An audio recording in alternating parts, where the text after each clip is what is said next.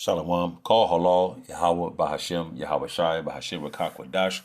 Double honor to the apostles and elders at GMS that rule well. Peace and blessings to the Akim, the shop that fighting doing his work with truth and sincerity. It's your brother Bon Sapar back at you again with another lesson. The Lord willing, this is edifying to the elect men out there that are listening and watching these videos. Here's a quick lesson. This is on Pastor Har's page about evictions around the corner. And look, man, the time of Jacob's trouble. Every day, it increases. There's increases for all you scoffers out there but talking noise, and for you, females out there that had a man in the Lord, but you left them for whatever reason you thought was good, and plus you don't want to come back to the laws, statutes, and commandments of Yahweh about your Shai.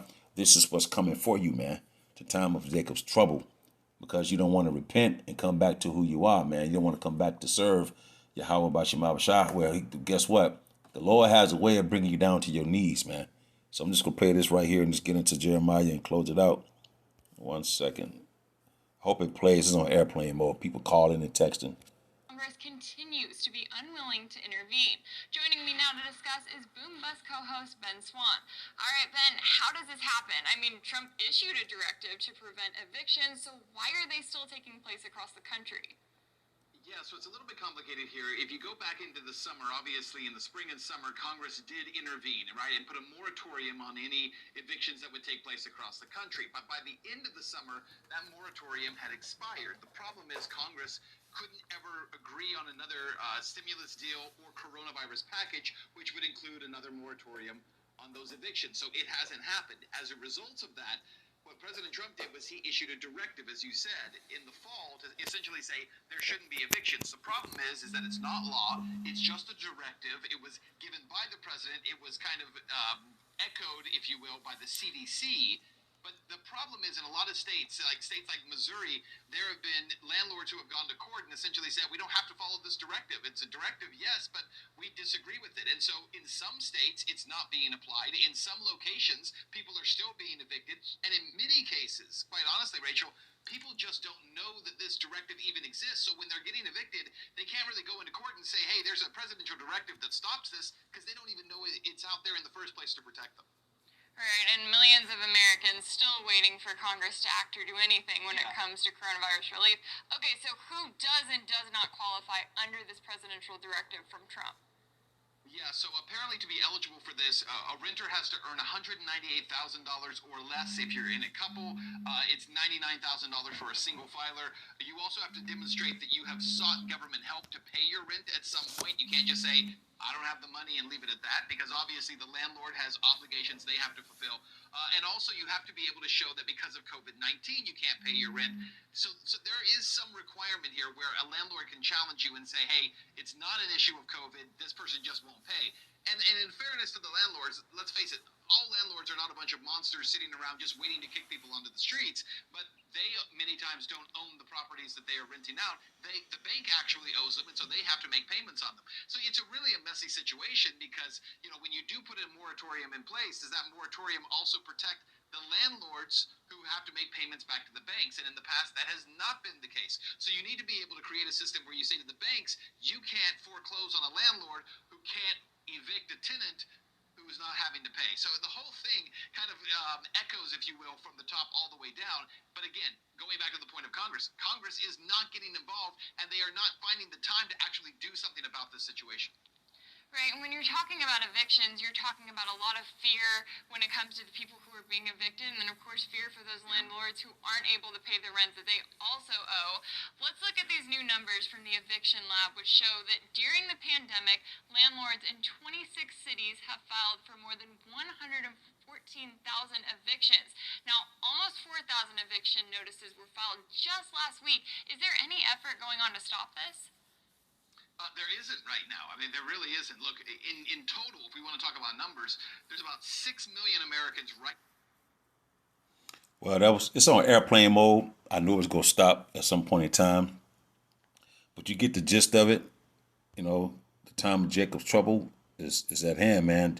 This is Jeremiah 30:7. Alas, for that day is great.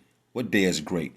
The fierce anger coming upon this planet because of the wickedness and the pridefulness and the haughtiness that the people have on this planet, man. So alas, for the day is great, so that there's none like it. It's going to be a time like never before, like it's spoken of in the book of Daniel, chapter 12 and 1.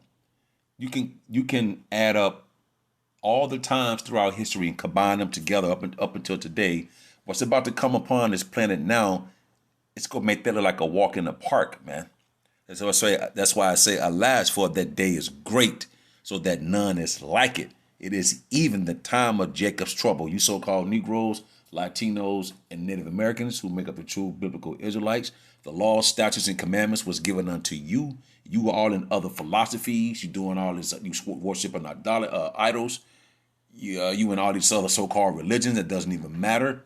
You worshiping a idol that doesn't even exist. So this is coming upon you so-called Negroes, Latinos, and Native Americans, man. In order for you to keep getting your assistance or something from the government, you're going to have to take that V, and you're going to allow your children to take that V because you want them to go to school and this, that, and the third, man. It's going to be, look, man, the apostles and elders through the spirit and power of Yahweh by Hashem Yahushua and the men on down has been warning you people, man. See, we have hope in the Lord, man.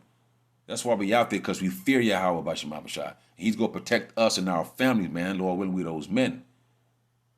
And some of us go become martyrs as well.